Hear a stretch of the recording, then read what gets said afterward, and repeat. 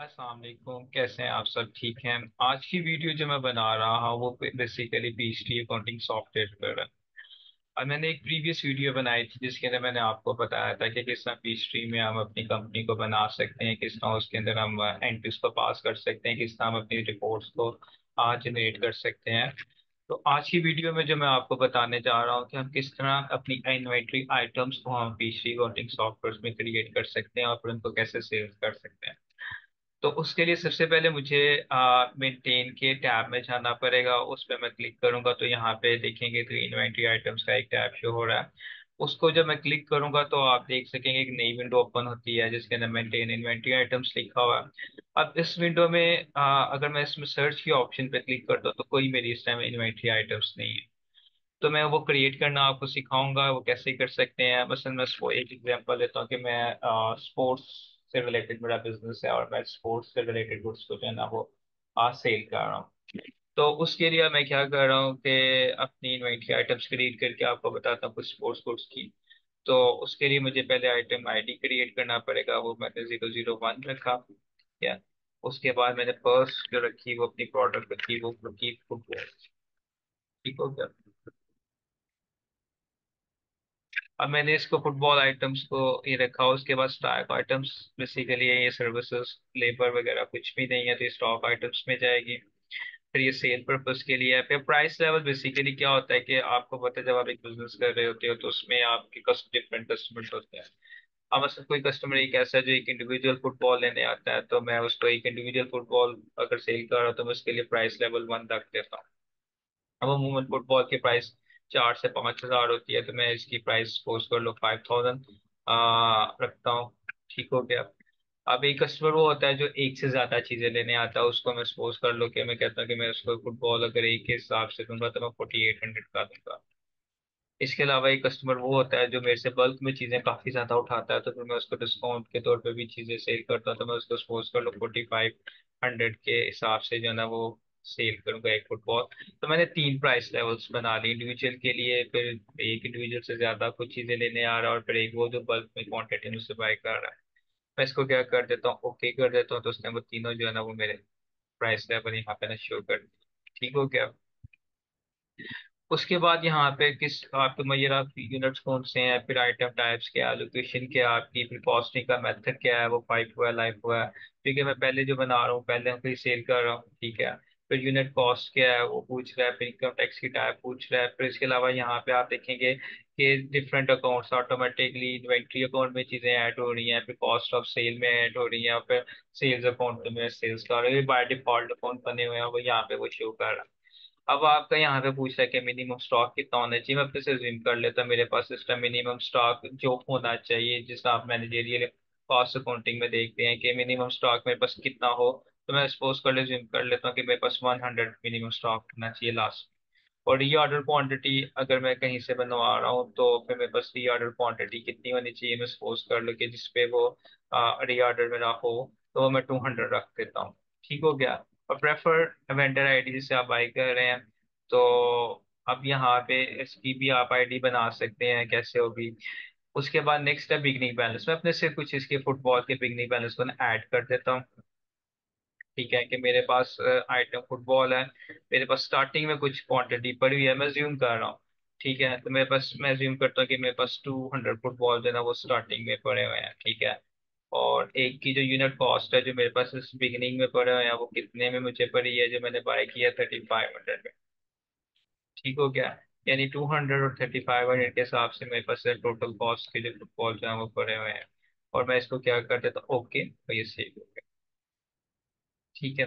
अब इसको अपडेट कर रहा है इसको। अब मैं इसके बाद एक और जो है ना वो बना के दिखाता हूँ। सपोज कर लें कि मैं फुटबॉल के बाद ना क्रिकेट बैट को जो है ना वो बनाता हूँ। ठीक है।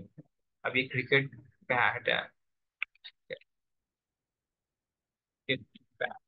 ठीक है। इसकी भी मैं प्राइस लेवल रखता हूँ। ठीक है, एक बैट जो है ना वो अगर टेप बॉल की मैं बात कर रहा हूँ या हॉट बॉल की, हॉट बॉल के एक्सपेंसिव होते हैं। टेप बॉल का जो आम बैट है वो 3000 का मैं रख देता हूँ। ठीक है। प्राइस लेवल 1 ये हो गया। ठीक है। उसके बाद दूसरा मैं 2800 रख देता हूँ, फिर मैं तीसरा रख देता हूँ 2500 की। ठीक है, रेंज में, और फिर इसको कर देता हूँ ओके। अब ये हो गया। अब इसकी भी वही मैं क्राइटेरिया सेट करता हूँ। ठीक है, लास्ट 100 200 वाला और पिगनी बैलेंस इसके मैं ऐड कर देता हूँ। तो इसके बिगनी बैलेंस में अगर मैं क्रिकेट बैठ के जाऊं तो वहां पे मेरे पास क्वांटिटी सपोज कर ले इसकी 100 पड़ी हुई है। ठीक है, और एक जो मैं ले रहा हूँ वो मुझे कितने का पड़ रहा है, 2000 का। ठीक है, तो 100 और 2000 ठीक हो गया, और मैंने इसको कर दिया ओके। अब ये देखें लास्ट यूनिट कॉस्ट में से ऑटोमेटिकली अपडेट करती है, 2000 करती है।